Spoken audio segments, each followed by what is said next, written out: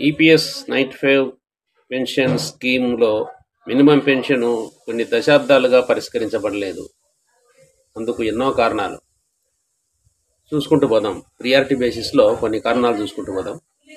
ఒకటి ఏంటంటే, ఈపీఎస్ అమలు చేసిన 30 సంవత్సరాల తర్వాత కూడా ఈ ఈవెన్ ఐఏఎస్ ఆఫీసర్ కూడా, ఐపీఎస్ ఆఫీసర్స్ కానీ, లేకపోతే ఇంపార్టెంట్ బ్యూరోక్రసీ కానీ, ఈవెన్ పొలిటికల్ పీపుల్ కానీ, ఎంపీలకు ఎమ్మెల్యేలకు కానీ, ఈవెన్ సొసైటీలో కొంత ఎడ్యుకేటెడ్ పీపుల్ కానీ, ఎవరికి కూడా ఈపీఎస్ 95 పెన్షన్ స్కీమ్ అనేది ఒకటి ఉంది. అది ప్రైవేట్ సెక్టార్లో, పబ్లిక్ సెక్టార్లో ఇస్తున్నారు, పెన్షన్ ఇస్తున్నారు, వారి యొక్క సంక్షేమం కోసం ఏర్పాటు చేయబడింది అని విషయము చాలామందికి తెలియదు. దీని విషయం చాలామందికి తెలియదు. అయితే ఈ పెన్షన్ ఇంత తక్కువగా పెన్షన్ వస్తుందంటే వాళ్ళే ఆశ్చర్యపోతున్నారు ఎవరికైనా చెప్తే. ఇది విషయం. కాబట్టి దీని గురించి అవేర్నెస్ జరగాలి. రెండో పాయింట్ ఏంటంటే, ప్రింట్ మీడియా కూడా ఈ ఈపీఎస్ 95 పెన్షన్ స్కీమ్కు ఎటువంటి ప్రాధాన్యత ఇవ్వలేదు.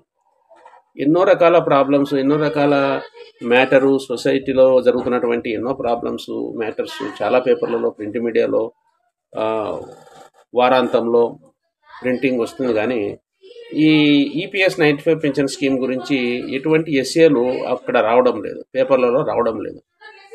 అందువల్ల కూడా అవేర్నెస్ తక్కువగా ఉంది. ఇక నెక్స్ట్ కారణం తీసుకుంటే, ఈవెన్ ఈ మధ్యలో టెలివిజన్ ఛానళ్ళు చాలా వచ్చాయి, ప్రైవేట్ టెలివిజన్ ఛానళ్ళు. కనీసం కొన్ని ఛానల్లోనైనా ఈపీఎస్ 95 పెన్షన్ స్కీమ్ యొక్క ఉనికి ఎవరు చెప్పడం లేదు. దాని గురించి ఎవరు డిస్కషన్ పెట్టడం లేదు, దాని గురించి చర్చ జరగడం లేదు. ఎన్నో ప్రాబ్లమ్స్ వాళ్ళు డిస్కషన్స్ పెట్టుకుంటారు, టేబుల్ టు టేబుల్ కూర్చొని, చైర్ బై చైర్ కూర్చొని మాట్లాడుతూనే ఉంటారు. కానీ ఈ స్కీమ్ గురించి ఎక్కడా చర్చలు జరగలేదు. తర్వాత ఆంధ్రప్రదేశ్లో కూడా ఇంపార్టెంట్ పర్సన్స్ ఉన్నారు కదా, ఈ ప్రొఫెసర్ నాగేశ్వరరావు కానీ, జయప్రకాష్ నారాయణ కానీ, వీళ్ళంతా మేధావులు.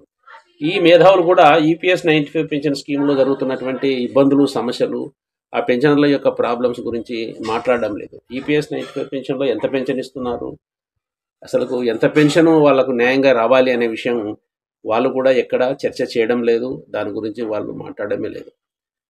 ఇంకా నెక్స్ట్ ఇంకొక విషయం తీసుకుంటే, ఇప్పుడు ఈ ధర్నాలు అయితేనేమి, ఈ మీటింగ్లు అయితేనేమి ఢిల్లీలో, టౌన్స్లో పెడుతున్నారు.